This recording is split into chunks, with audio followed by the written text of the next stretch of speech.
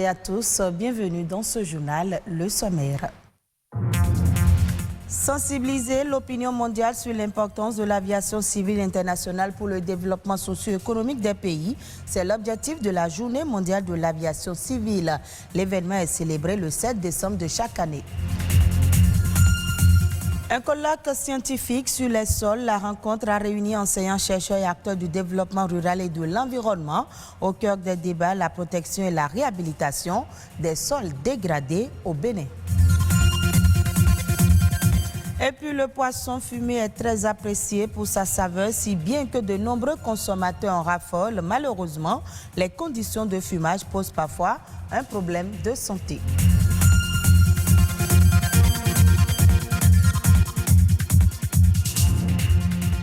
Ce 7 décembre, les pays membres de l'Assemblée générale des Nations unies célèbrent la journée de l'aviation civile internationale. Cette journée a pour but de sensibiliser l'opinion mondiale sur l'importance de l'aviation civile internationale pour le développement socio-économique des pays. Elle vise aussi à mieux faire connaître le rôle unique de l'OACI qui prête assistance aux États en vue d'établir un réseau de transport rapide et véritablement mondial au service de toute l'humanité, nous dit Patrick Adjagbodjo. 1994-2020, il y a 26 ans que la journée de l'aviation civile internationale a été proclamée par l'Assemblée générale des Nations unies. Cette journée vise à mieux faire connaître l'importance de l'aviation civile internationale dans le développement socio-économique. Ce 7 décembre, le rôle unique de l'Organisation de l'aviation civile internationale, OACI, est mis en lumière. Cette instance de régulation du transport aérien mondial coordonne depuis ses débuts les mesures de sécurité qui ont trait aux aéronefs et aux drones. Une approche universelle pour assurer la sécurité des personnes et des biens dans l'espace aérien contre tous les dangers comme le terrorisme. En 1969, le monde entier a enregistré 80 détournements d'avions, dont 62 vers le Cuba. Depuis lors, tout le trafic aérien mondial est suivi en direct grâce à un système de 66 satellites. En Afrique, l'option guidage radar permet à l'Agence pour la sécurité de la navigation aérienne de mieux assurer la fluidité du trafic et d'optimiser la capacité de l'espace aérien. Aujourd'hui, l'aviation civile internationale revêt plus que jamais une place importante en matière de développement et les vols internationaux sont désormais considérés comme des catalyseurs de la paix et de la prospérité dans le monde. 76 ans après la création de l'Organisation de l'aviation civile internationale, les compagnies aériennes transportent plus de 4 milliards de passagers par an. Le secteur du transport aérien a créé plus de 66 millions d'emplois à travers le monde entier. Selon une étude du groupe de travail sur le transport aérien, 3,6% de l'activité économique mondiale serait soutenue par le secteur de l'aviation. Dès le 1er janvier 2021, les obligations de compensation des émissions de CO2 vont être applicables aux compagnies aériennes. Mais il ne suffit pas de compenser les émissions de CO2, il faut les réduire en encourageant l'innovation industrielle, en optimisant les routes aériennes et les procédures de vol, en encourageant le recours aux carburants alternatifs durables. Sur tous ces chantiers, le Bénin est déjà très engagé dans une révolution aérienne.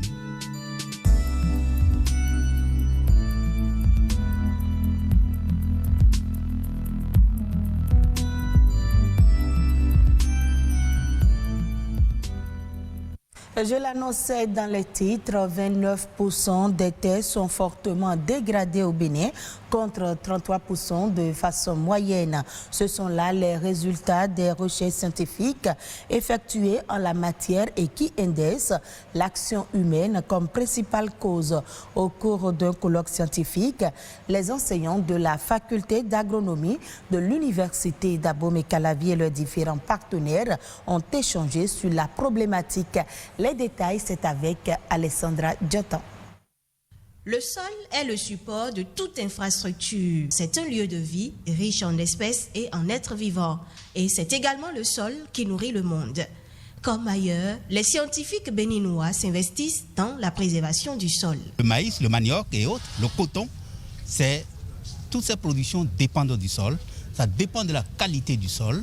Donc, sur cette base, la faculté des sciences agronomiques mène beaucoup de recherches liées au sol. Elles concernent d'abord la qualité microbiologique du sol, elles concernent la fertilité. Et sur cette base de cette caractérisation, nous sommes en mesure de fournir les informations sur l'étendue du territoire en matière de la qualité du sol et de ce que nous pouvons produire dans tous les types du sol au Bénin. Des connaissances qui méritent d'être vulgarisées. Et c'est la raison d'être du colloque scientifique sur la Journée internationale des sols. Occasion pour interpeller sur les différents degrés de responsabilité. Chacun de nous doit prendre conscience que parfois nous posons des actes qui accélèrent la dégradation du sol, comme jeter les sachets plastiques un peu partout dans les champs, et comme l'utilisation des pesticides sans tenir compte de la dose et de la période qu'il faut. Et au niveau collectif, nous devons essayer de nous informer, de nous sensibiliser. La maîtrise de l'écosystème sol par les acteurs est capitale. L'écosystème sol, c'est l'ensemble des composants du sol, comment ils interagissent entre eux.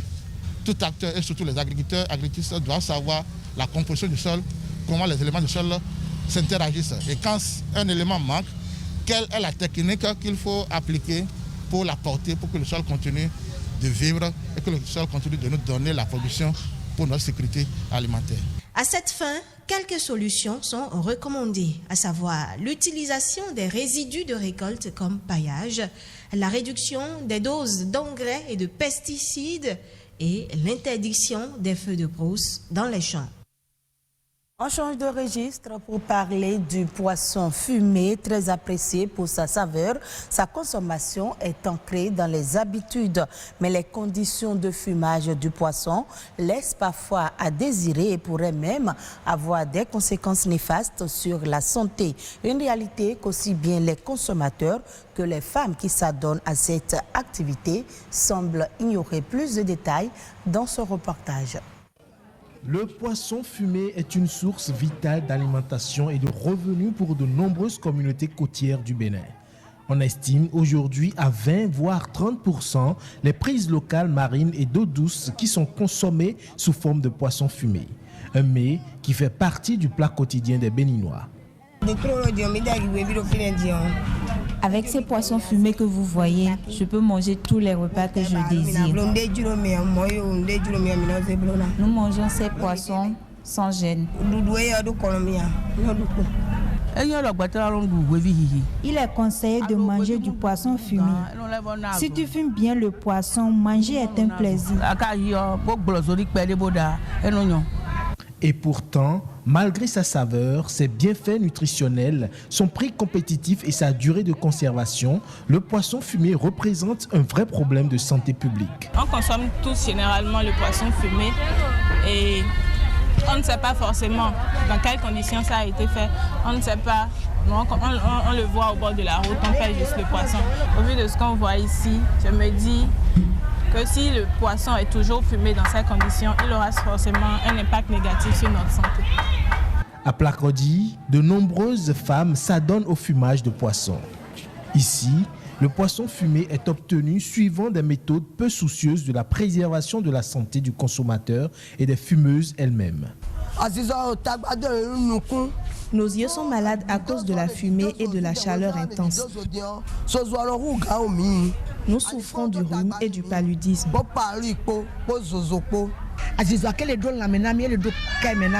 La fumée a un effet nocif sur nos yeux et nos cœurs. Une activité génératrice de revenus qui les expose à des risques sanitaires. Au niveau du fumage, même on a constaté qu'il y a une grande quantité de fumée qui s'accole sur ces poissons-là. Et ce sont ces fumées-là qui contiennent les hydrocarbures aromatiques polycycliques qui sont cancérigènes et même aussi des goudrons qui créent de cancer une fois que ça se retrouve dans l'organisme humain. Pour éviter ces conséquences néfastes, quelques précautions sont tout de même indispensables. Comme précaution, d'abord au niveau des transformatrices, au niveau des dames qui font le produit, il faut les conseiller de fumer les poissons avec sa peau. Aux consommateurs, je leur demande d'enlever d'abord la peau de poisson qui est fumée, et de deux, de laisser tremper le poisson dans de l'eau. Si c'est le poisson fumé, de laisser tremper ça dans de l'eau, ne serait-ce que quelques minutes, une dizaine de minutes. C'est vrai, ils vont perdre une partie de la valeur nutritive, mais l'eau va essayer d'évacuer aussi une partie de ces fumées qui seraient restées sur le poisson. L'amélioration du mode de fumage de poisson et l'encadrement de l'activité s'avèrent donc indispensables pour prévenir et atténuer les conséquences sanitaires sur les consommateurs. On parle à présent de la diversité culturelle qui est une multiplicité de langues, de religions et de modes de vie dans une communauté. Elle est importante pour la cohésion sociale et constitue un outil indispensable pour le dialogue et le développement. C'est ce que nous explique le socio-anthropologue Félix Badagon. Il faut voir à travers la diversité culturelle la notion de culture. La notion de culture renvoie à l'ensemble des moyens dont dispose une communauté donnée pour répondre à ses besoins. Lorsque vous êtes dans votre culture et la langue que vous parlez, c'est par exemple un moyen de communication, c'est un moyen de faire passer des messages dans votre communauté. La culture ne renvoie pas qu'à la langue. La culture, c'est aussi la religion. La culture, c'est également les arts. Et de ce point de vue, on peut passer par exemple par la langue pour régler un différend qui naît au sein des membres d'une communauté. On peut passer par peut-être les arts pour régler peut-être les différends qui sont nés au sein d'une communauté. On peut passer également par la religion pour régler effectivement également un différend qui naît, un conflit qui naît au sein d'une communauté. Elle est un outil de développement en ce sens aussi que quand vous prenez les différentes cultures que nous avons au Bénin par exemple, nous pouvons à travers ces cultures-là produire de belles œuvres afin de pouvoir vendre ces œuvres-là à ceux-là qui ne sont pas de notre pays, à ceux-là qui veulent voir quelque chose de nouveau. Quand vous prenez les arts, par exemple, nous pouvons passer par ces arts-là pour vendre des choses que les autres n'ont pas et que nous pouvons faire valoriser. Que chacun mette en valeur sa culture, c'est d'abord de savoir que ce que j'ai, là où je suis né, la communauté à laquelle j'appartiens, cette communauté-là est riche et que je peux faire tout ce que je veux dans ma communauté, à travers ma communauté. Les girafes menacées d'extinction silencieuse. À l'échelle du continent, le nombre a diminué de 40% ces 30 dernières années. Nous vous emmenons au Kenya dans la réserve de Luazaba qui tente de les sauver. Les gardes du parc, aidés par la population, surveillent ces mammifères majestueux afin de mieux connaître leurs habitudes pour les protéger. Suivez plutôt. En Afrique de l'Est, elles font tellement partie du décor qu'on pourrait les croire éternelles. Et ce d'autant plus qu'il est relativement facile de voir des girafes en groupe dans les nombreuses réserves du continent. Là, il y en a une quinzaine autour de nous. Et pourtant, les girafes se font de plus en plus rares, avec de moins en moins d'espace pour vivre, chassées par des hommes de plus en plus nombreux, victimes également de braconnage. On est en train d'assister à ce qu'on appelle une extinction silencieuse. Les gens chassent la girafe pour la viande, pour vivre. Une girafe peut nourrir un gros village pendant plusieurs jours. En 30 ans, le nombre de girafes a diminué de 40%, considéré aujourd'hui comme une espèce vulnérable qu'il convient de protéger. Ce chercheur dirige une étude sans précédent sur les girafes. Il s'agit de les recenser, de suivre leurs mouvements. dans le but final de mieux les protéger. C'est une femelle. Les cornes des mâles sont plus grandes et plus dures. On utilise ces photos pour dire combien il y a de girafes ici. Et pour l'aider à mener cette étude inédite, Simon Massaïné dispose d'une centaine de caméras comme celle-là.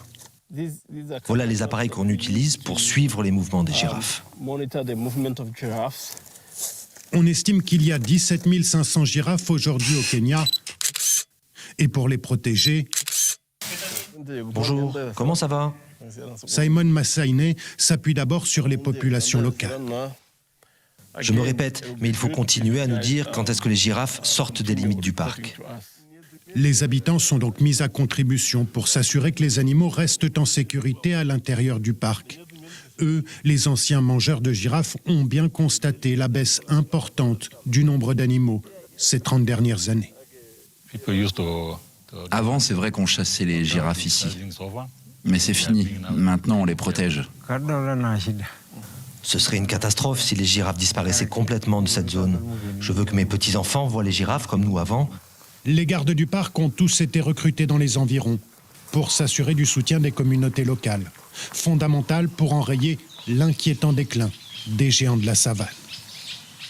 Et bien voilà, ce sera tout pour ce journal que vous pouvez suivre à nouveau sur le site de l'OACTB, www.oactb.bj. Merci à vous de nous avoir suivis.